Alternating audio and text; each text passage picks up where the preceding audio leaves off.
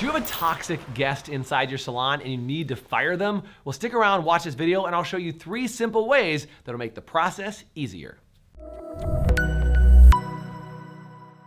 Hey, it's Jason Everett from highperformancesalon.com, and can I just say this is one of the hardest questions to answer is how do you fire a toxic guest? Because if it goes wrong, they're gonna leave you bad reviews, they're gonna badmouth you, you're gonna have all kinds of problems, and usually both people in the situation are emotionally elevated and it's just not gonna be a good situation. So I'm gonna give you some ideas of how you can start with a very easy approach and let's get a little bit more difficult and hopefully avoid the final solution, which would be to get in a confrontation with this guest. So let's talk about it. Number 1 is what I call the back away. And what I mean by that is maybe their issue and their toxicity is just with that one stylist inside your salon, and maybe moving them to another stylist would be a better solution.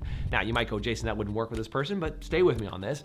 Is it maybe what you just say is position it as an upgrade? Like, hey, I know, with your style of hair or however you want this colored or whatever it is, I think there's another stylist here that would actually be better suited for you. And I just wanted to make that recommendation, and I'll watch them to do a cut with you and just make sure that it goes the way that it needs to. And if you introduce the idea of transitioning them to somebody else, they might get the idea just off that conversation that you're trying to put them with somebody else, and it might lead to 0 confrontation, and they could either go to that other stylist and actually do really well with them, or they might get the hint and leave.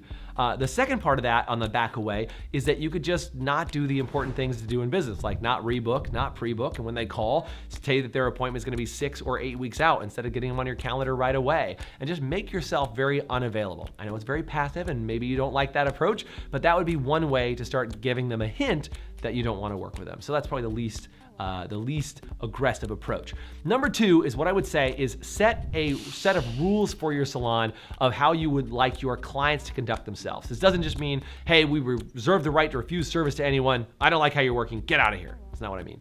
What I mean is rules like, we value everyone's political opinion even when we don't agree, right? Rules like we treat everybody with respect. Rules that you can put in place inside your salon that you can say, hey, we have a rule here in the salon, even if it was created last week. We have a rule here in the salon that says we treat everyone with respect, or we don't talk politics, or we don't talk about whatever the subject is that's maybe taboo.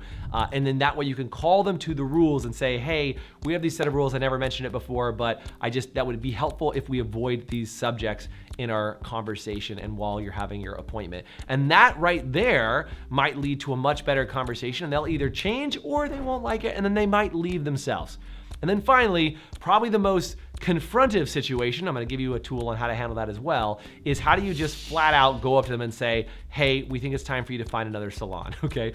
The tip I would give you on this one is, it might not be the owner best to do that. You probably know on the staff, there's somebody who's really good at having awkward conversations. I used to have somebody on my team that was great at it, and I don't know what it was about this guy. He could have the most awkward conversation with anybody and they'd leave giving him a hug and saying, thank you so much. So there might be somebody on the staff that you need to look to and say, hey, who's really good at diffusing confrontational situations to be able to have that conversation and say, hey, you know what, for whatever reason, I just think that there's some ways that we could better serve you or do other things if you were able to find a salon somewhere else. And I know even saying it sounds a little awkward, but that would not be me. I'm not that person. It would be somebody else on my team that could do that. So see if there's somebody else on the team that can have that conversation to move that guest to another salon, or just say, hey, I don't think it's the right fit based on these factors, and then they can move on to another place. If that's the owner and it's stuck with you, then you gotta deal with it, but look to see if there's maybe a manager or somebody else can have that conversation. So we did it all the way from the most passive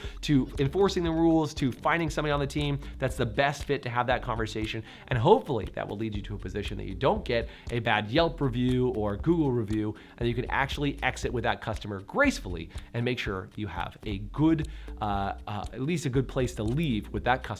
So if you like this video and you want to see more of them like this, do me a favor, check us out on any social media and check out other content that we offer. Until then, have a great day.